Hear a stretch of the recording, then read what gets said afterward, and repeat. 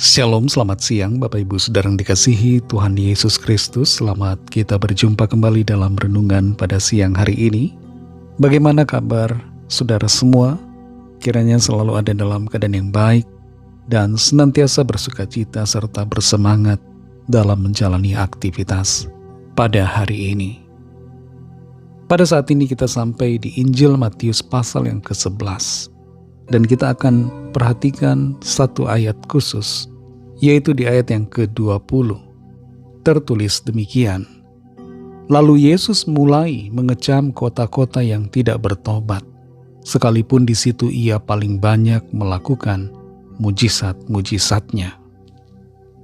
Saudara yang dikasihi Tuhan, ada yang bertanya, mengapa Tuhan Yesus tidak menyatakan sebuah perbuatan ajaib atau mujizat yang luar biasa pada zaman ini, sehingga banyak orang akan melihat dan percaya kepadanya. Secara logika manusia kita mengira bahwa mujizat Tuhan pasti akan membuat orang percaya, bertobat, dan hidup dalam iman kepada Kristus. Kita umumnya mengira bahwa ada korelasi antara mujizat dengan iman.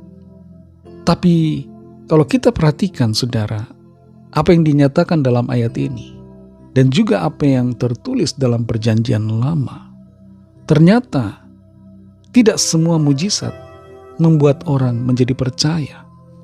Dan bahkan iman yang didasarkan pada mujizat belaka tidak akan menjadi sebuah iman yang kuat. Dalam perjanjian lama, kita mengingat akan peristiwa keluarnya bangsa Israel dari Mesir. Di situ ada perbuatan-perbuatan Tuhan yang ajaib, luar biasa, dahsyat. Ada 10 tulah yang Tuhan nyatakan. Tapi apa respon Firaun? Dia tidak percaya. Dan ketika Firaun juga mendengar tentang mujizat Laut Merah yang terbelah, dia tetap tidak percaya. Bahkan sebelum laut terbelah itu ada mujizat Tuhan, yaitu benteng api yang melindungi bangsa Israel dari kejaran tentara Mesir. Tapi Firaun sekalipun melihat mujizat-mujizat itu, hatinya tidak percaya. Sikap yang sama ditunjukkan oleh penduduk kota-kota yang tertulis di dalam ayat ini. Matius 11 ayat 20.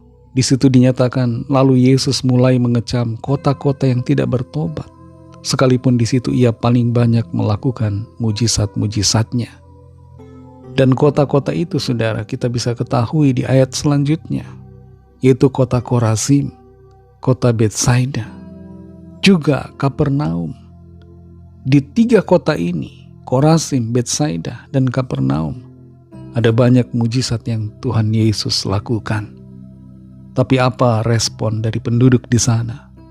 Mereka tidak bertobat, tidak percaya kepada Tuhan. Mujizat seharusnya menghasilkan iman dan pertobatan yang sungguh. Tapi pada kenyataannya, tidak semua orang memiliki respon yang benar terhadap mujizat Tuhan.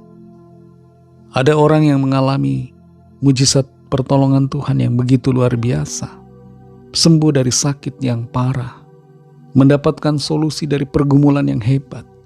Tapi responnya setelah itu adalah tetap tidak percaya kepada Tuhan, tidak bertobat, malah menyombongkan diri dan menolak Tuhan dalam hidupnya.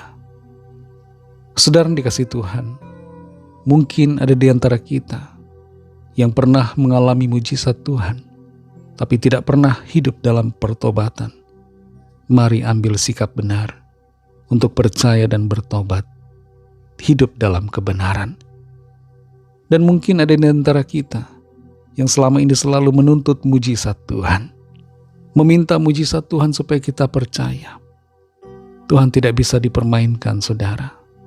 Tuhan tahu sikap kita bagaimana. Kalau Tuhan tidak mengerjakan mujizat bagi kita, jangan marah. Tuhan tidak bisa dipermainkan oleh kita.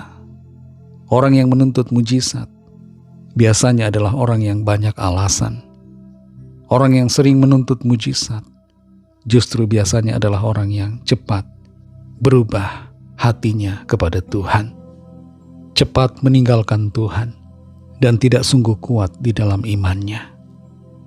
Saudara yang dikasihi Tuhan, pesan firman Tuhan buat kita adalah agar kita selalu hidup dalam pertobatan, hidup dalam iman kepada Kristus Yesus Tuhan kita. Dan biarlah iman kita sungguh-sungguh lahir dari hati yang percaya, bukan karena sekedar beriman karena mujizat.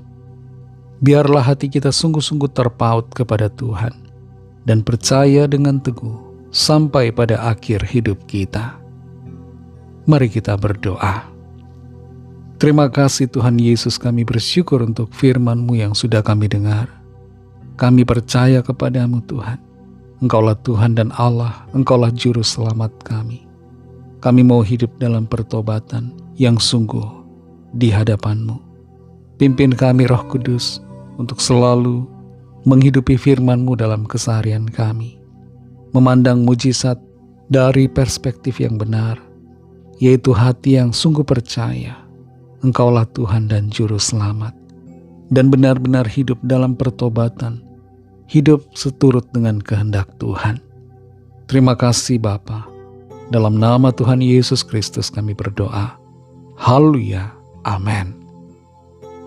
Puji Tuhan, saudara yang dikasihi Tuhan. Tuhan Yesus memberkati saudara semua. Selamat melanjutkan aktivitas saudara dan sampai jumpa dalam renungan yang berikutnya. Haleluya.